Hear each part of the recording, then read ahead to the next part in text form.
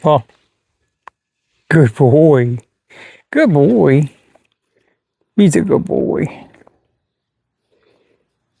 Hey, YouTube.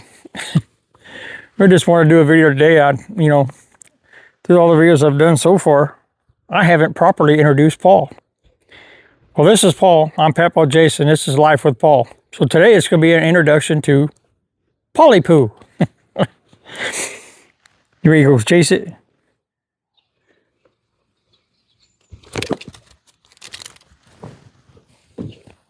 I got it set up here, so I throw it behind me. Hopefully you can see it, unless it goes out of camera. Well, Paul is he's a 4.5-year-old, 140-pound Cane Corso. He is very well trained, and don't knock my camera over here. He's used to me throwing it that way. Come on. I'm gonna throw it behind me. I'm gonna throw it back there. Notice his attention span. His focus is the ball and the ball only. Anyway, he's 140 pounds. He's 4.5 years old. He'll be 5 in September. He's a little, I don't know, for a Cane Corso, he's a little small. He is taller than most, but he's not as bulky, not as big. Which is fine. His vet says he's healthy and he's perfect, and I don't want to add any extra weight by feeding him stuff that'll make him fatter, because that's bad for their joints. Don't do that. He almost took the camera out. But I picked him when he was like 5 weeks old. I went and visited the breeder, and looked at the litter. I was messaging with him at first, after I found him, and found him on Facebook through Cane Corso groups. You're a good boy. And talked back and forth, about what he had, what he offered, how his breeding practices were, because I wanted a quality dog. I wanted a quality dog. I didn't want a particular backyard breeder, which these big advertised breeders, that's all they are, is backyard breeders, just on a large scale. I wanted somebody who put out quality dogs. I wanted him insured or guaranteed. He had a 2-year health guarantee. That was important to me. But the most important was his temperament. So when he was like 5 weeks old, I went and looked. I didn't look just at the puppies. I looked at the mom and the dad. Dad had some bite training. So he was definitely a guardian dog. He didn't like strangers in his property. So I didn't interact with him too much. I didn't interact with Mama too much. I just watched her, because she had the litter with her, and you never know how a mama dog is going to react. So I didn't encroach. I just watched. And she had a really good temperament. Dad, I don't know. The owner said he had a really good temperament. He was really good with people he knew, but he didn't like strangers. That's common for this breed. So, Scooch, are you ready?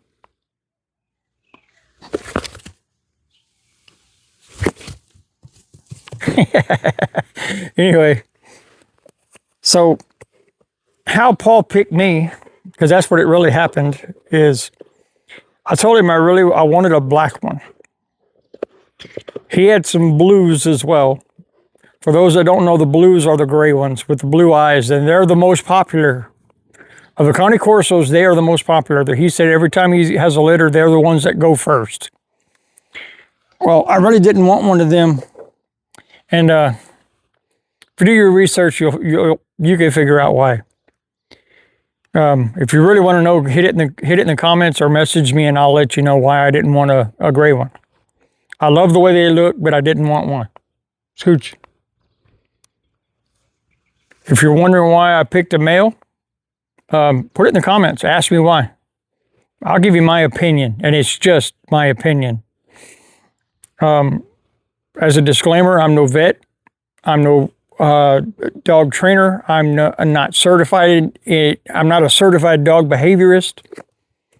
I'm just a regular dog owner who educated himself on how to train his dog. That was it.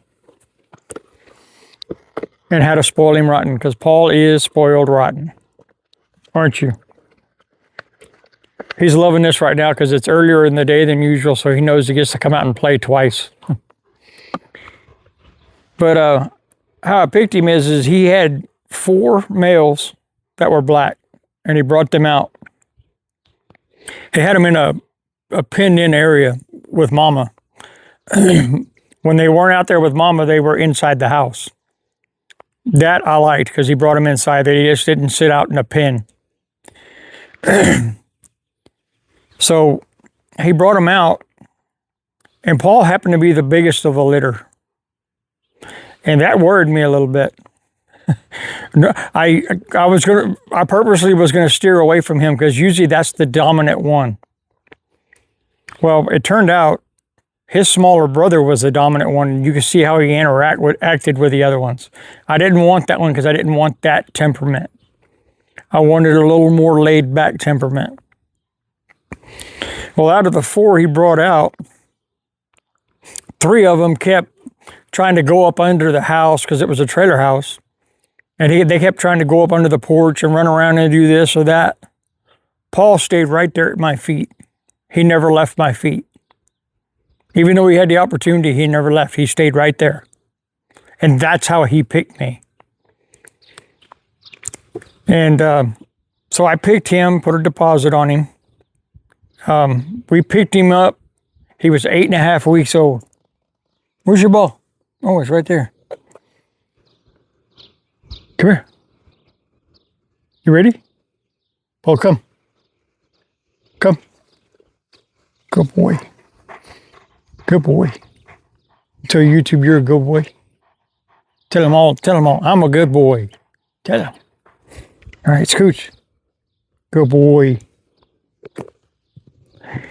He loves ball. Paul will take playtime, and that's his word is play. He'll take play over everything. Over pets, over treats, over dog food. He doesn't care. Play is his most favorite thing in the world. And since I can't take him on walks much anymore because I got arthritis and other issues, and it's hard for me to walk. I got this stupid cane I have to have with me all the time. Since I can't do that to burn off his energy, we come out and we just play fetch. And he gets to run and jump and be a dog. When I first got Paul, training started day 1. It was kind of funny. They say the way to train a dog, especially at first, is instead of giving them food in a bowl, is you put it in your treat pouch and you use it as training treats. Well, Paul, his breeder used to just put a bunch of food in a bowl and then they would all eat out of that bowl. Well, I guess it was because he didn't have his litter mates with him. But we had a bowl just like what the breeder was using. Paul wouldn't eat out of it for like 3 days. We had to hand feed him. I hope the wind is not bothering you too much. I got my dead cat on and all, but it's not too bad. But I hope it's not really coming through.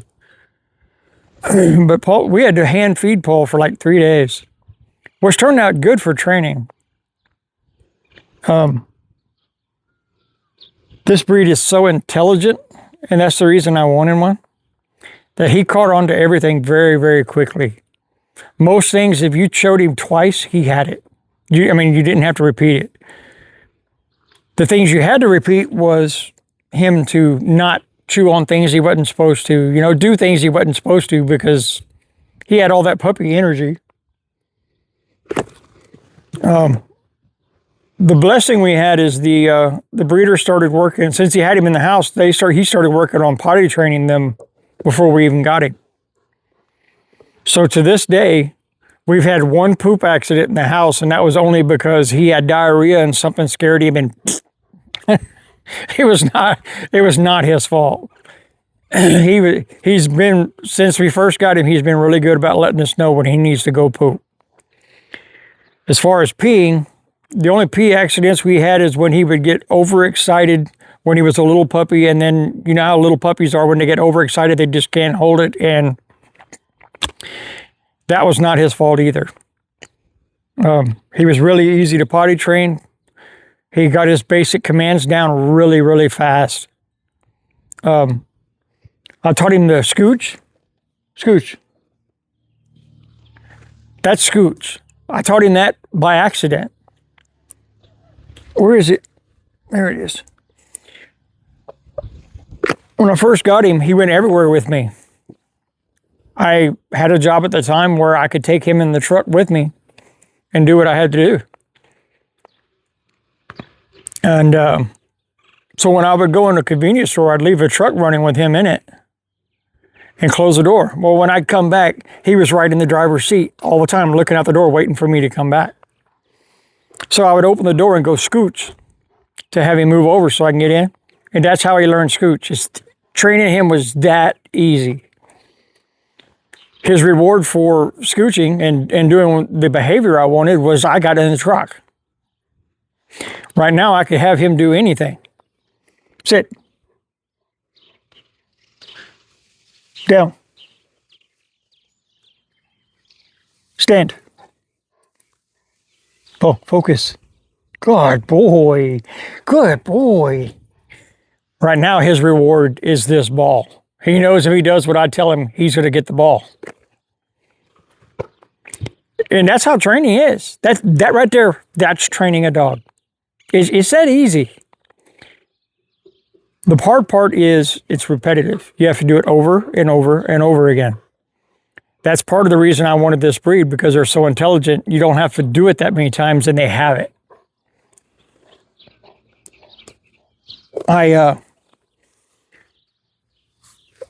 To socialize him, I took him everywhere with me.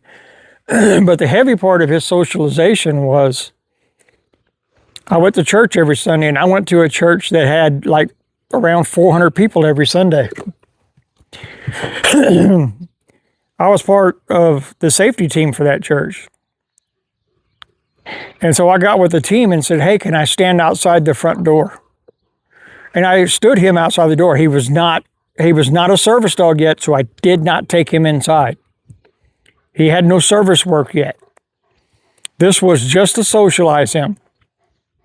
But he got to see everybody come in and out. And I would let people pet him and interact with him and all that. That's how he learned, hey, people are great. He loves people. The hard part is getting people to not pet him. Believe it or not, as big as he is, and you would think people aren't going to approach a dog like this. They do it every time we go somewhere. Every time. It's quite funny. I took him to a car show once that was outdoors, and it turned into the Paul show because I got to see maybe 5 cars the whole time because everybody kept stopping me wanting to see him. Scooch. Scooch. Paul, scooch. Come on. Good boy. But Paul he's not had any health problems. The biggest problems he's had is we live out here in the hill country, in the Texas hill country, where every time it rains, we get a new crop of rocks that pop up. It's all limestone. Well, once in a while, he cuts the pad on his foot playing like this, sliding on a rock. That's kind of why in these videos, you'll see him playing in the same area all the time, because this is the area where we have the least amount of rocks. Also, we have where trees have died and we've cut them down and the stump is still sticking up. He'll step on that and break a nail off. And it's a little painful for him for a few days. The hardest part is getting him to stop licking it. But he does well. He heals well. A small known fact about the Cane Corso is they are resistant to pain. it's a good thing to know if you're thinking about getting one, because if your dog gets into a scuffle with another dog, they don't feel pain. Which means no matter the pain or no matter the injury they receive, they will keep fighting. Keep that in mind. So breaking them up will be a big chore. Pew! Good boy. Paul's funny because I'm sure you see him going back and forth on the camera. He's brindled on one side and not on the other. When I picked him out at 5 weeks, he had no brindle on him. A day or two before I was going to pick him up, the breeder messaged me and said, "Look, it looks like he's going to be brindle." And he sent me a picture, and he had a little bit of brindle on his back left leg. And I really didn't want a brindle. Brindle colors are not my favorite colors. It's just a personal choice thing. But I'd already picked him for his temperament, so I didn't care if he turned orange. His temperament is what I was after. So I stuck with him. And it turns out he's a beautiful dog. I get comments on him everywhere we go that he's so cute and he's such a beautiful dog. And he is. When I got him, it was right around Thanksgiving time. It was a little before. I picked him up on November 8th. 7th or 8th, I don't remember which day. It was right around me and my wife's anniversary. But we picked him up and brought him home, and I started calling around and looking for places to get his ears cropped. Because that's the traditional look for a Corso, is the cropped ears. I'm not saying an advocate for it, against it. Do your research and make up your own opinion. I'm not going to get in an argument about whether that's cruelty or painful or all that. I'm not getting in that argument, in that fight. That's for another time in another area. But I will not do it, especially in the comments. I will not have an argument. That being said, I was going to crop his ears. But around here, there were no vets that would do it. So there was a place that specialized in doing that, but it was like 5 hours away from us. But there, between Thanksgiving and Christmas at that time, the vets were taking so much time off, and I had so much going on that between their schedules and my schedule and all that, by the time we would have been able to get it done, Paul would have been so much older and grown so much nerve endings in his ears. I didn't want to put him through that, because then it would be painful. The older they get, when you do it, the more painful it is. If you do it when they're little puppies, they don't have all the nerve endings in their ears yet. It's not as painful. That's all I'm going to say about that. So we ended up not getting it done. Do I regret that? So. I like that look. It's my personal thing. I like it. I'm not going to get into the experts saying what they say for or against or what, but now looking at it, I'm glad I didn't, because his floppy ears matches his goofy personality, because he is a big goofball. Phew! He kind of matches me. We're both goofballs, so.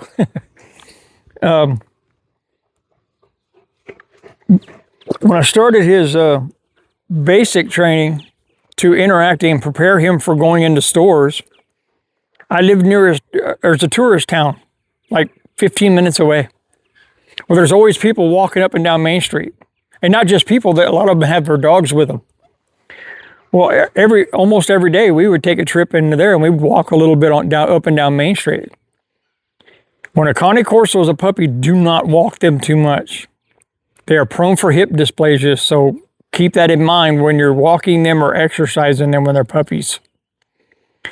Once they're full grown, then you can go full out. But while they're puppies, be careful, educate yourself. Sorry, my nose is running. One word of advice I'll give you with any dog that I reluctantly didn't do with Paul. Where is it? Am I just that blind?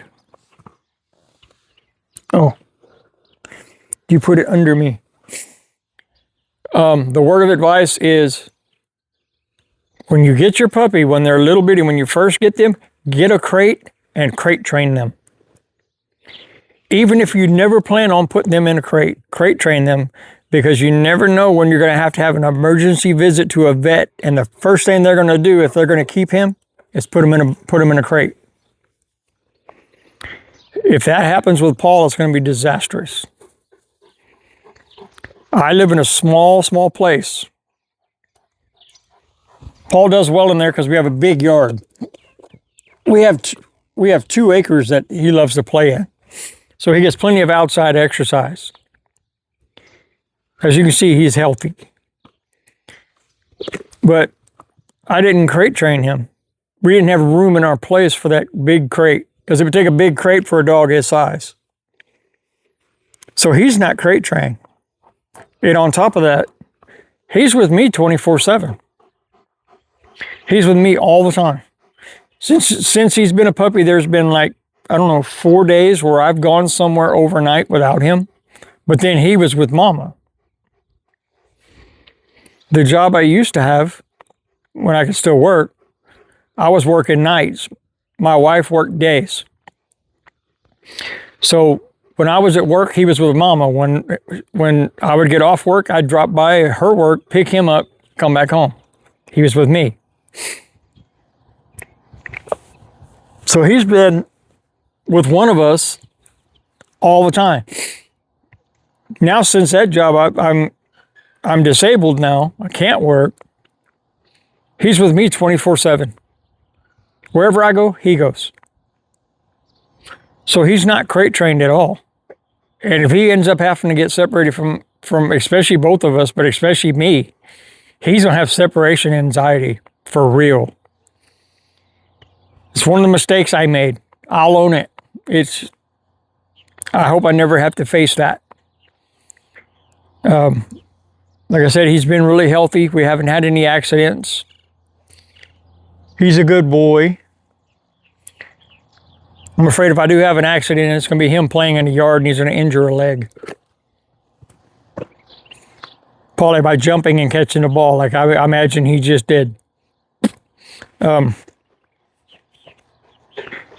With his scent training, I scent trained him to smell and recognize what my sugar smells like when it's low. This is just basic. Way to do that is you get dental swabs. You put them in your mouth when your sugar is low, get it nice, good, and wet, put it in a Ziploc bag and freeze it. When you're ready to train them, you take one out, let it thaw out, put it in some kind of a container that has a perforated lid or something like that, and you let them smell it. And first you train them for a signal. His is touch. I'm not going to show you what that is right now. But basically, he'll touch me with his nose. Then you train him to smell the scent, and then you incorporate smell it, touch, and you give him a treat. Smell, touch, treat. Smell, touch, treat. You do that over and over and over and over again. And then you do it where you incorporate other things. But you only give them a reward when they smell the one with your sugar or your sample in it and reward you. Hey, there's somebody at the neighbor's house. You don't care? All you care about is the ball?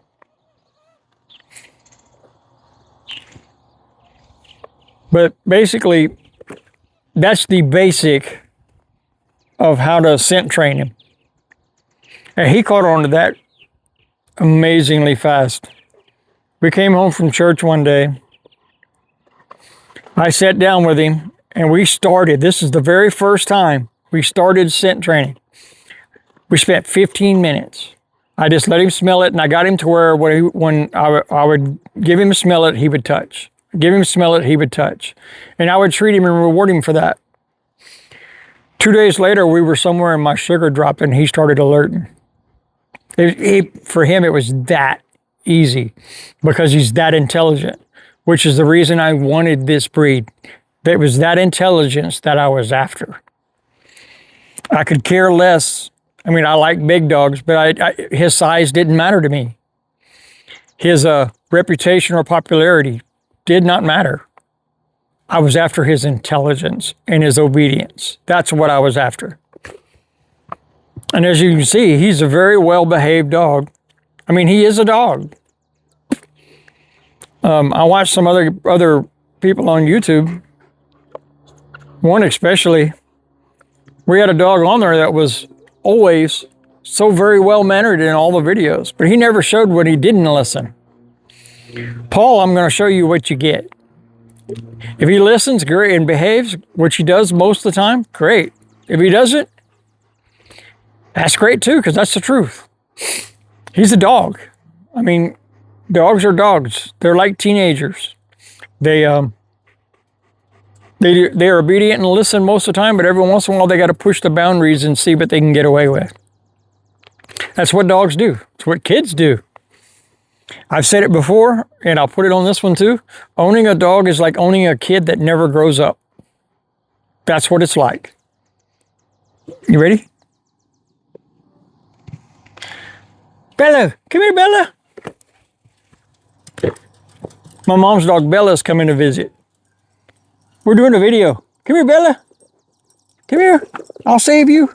I'll save you from the big monster. Come here. Stop it. Okay, YouTube, this is Bella. You're not as well trained as Paul, are you?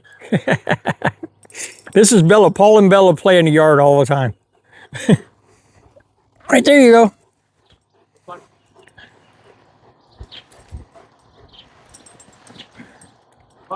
But that's what it's like owning a Corso. It's like owning any other dog. And of course now he's got to go bug her because she's peeing. Paul, stop. Stop. See? Told you. I'll show you everything, even when he doesn't listen. Stop, Paul. Come. Leave her alone. There you go. Stand in front of the camera. You gonna go see him? Paul, go see him. Go see him. Oh, he's interested in the ball. So anyway, that's what it's like owning a Cane Corso. And that's my introduction to Paul. I think that's probably the most I've talked about him on any of these videos. But there'll be more to come. There'll be more interaction with him. There'll also be more life lessons. The lesson for today is be responsible for what you own, because you're the one responsible. Thank God Paul's not the one responsible, because where's your ball? Because if he was the one responsible, all we'd do is play ball all day long, wouldn't we? Hey, tell you two bye. So until the next time, learn from the life lessons, watch for the life lessons, and be the best version of you the world has ever seen. Good boy. Good boy. Good boy.